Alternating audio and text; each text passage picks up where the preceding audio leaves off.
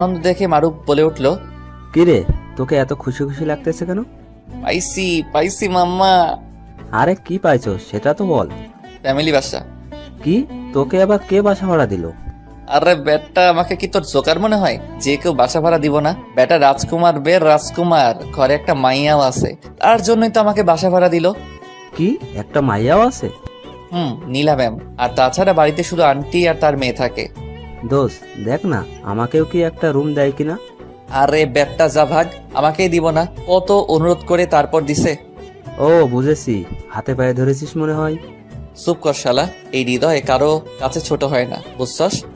সেটা তো বুঝতেই পারলাম। ভালো। কাপড় চোপড় নিয়ে এখনই যাবি নাকি? কি গন্ধ বের হচ্ছে এই রুম থেকে, যা সর তাড়াতাড়ি যাবো। বলেই ব্যাগটা নিয়ে বের হয়ে আসলাম। ও আল্লাহ, এখন তো 10টা বাজে, আর আমাকে তো যেতে বলেছে বিকেলে। আমি এখন গিয়ে কি করবো, তাই আবার ভিতরে আসলাম।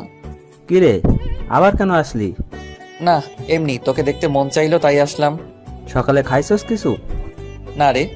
চল খেয়ে আসি। তারপর দুজন মিলে খাইলাম। আসলে মারুফ আমার বেস্ট ফ্রেন্ড, দুজন সব সময় ঝগড়া করি, কিন্তু কি করবে, আমার আর ম্যাসে ভালো লাগে না, তাই তো চলে যাচ্ছি। তবে ম্যাস আর আমি যে বাসা নিলাম সেটা একটু দূরে, ও ব্যাপার না। গোসল করে একটা ঘুম দিলাম, এক ঘুমে বিকাল 3টা।